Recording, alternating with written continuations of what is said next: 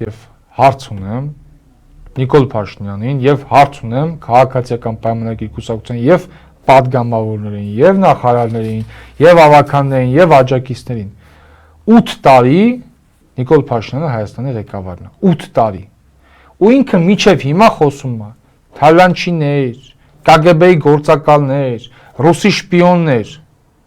արա իշխանությունը քո ձեռն է չէ երբ ուզում դատարաններ է շրջափակում ուզում երբ ուզում փագում դատում ես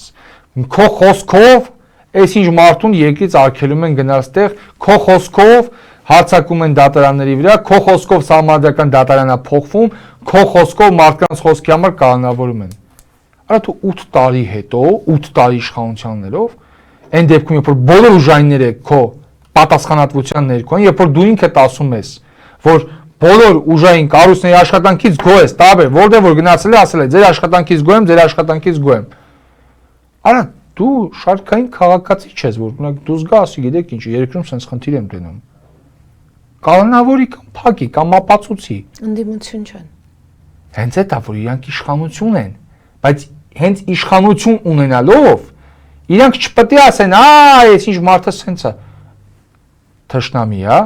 գործակալը կանոնավորի փաստերով ապացուցի չապացուցողի չկանոնավորողի խափողի հստակ պետք է որպեսզի մարդկանց էշի տեղ են դնում Հայաստանի Հանրապետության քաղաքացուն այս իշխանությունները դնում են էշի տեղ եթե դու ասում ես սա KGB-ի գործակալ է սա թալանչի է սա ռուսի ստրուկ է սա էս է սա այն է սա մարդասպան է սա էս է արե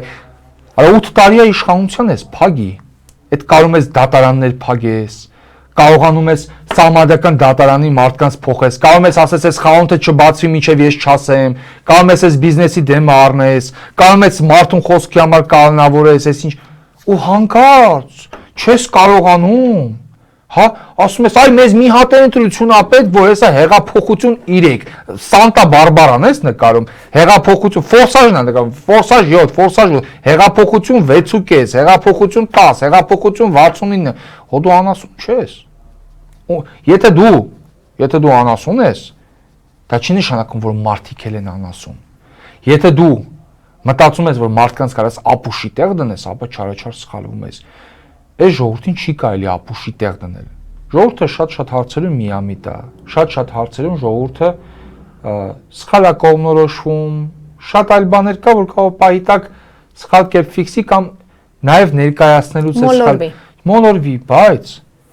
այս ամեն ինչը sense ներկայացնեմ սա ներկայացնում է մի մարդ ճակերտավոր մարդը ով մի քանի տարի առաջ գոռում էր Արցախը Հայաստանը եւ վերջ նոր պատերազմ նոր տարածքներ իր նախարարը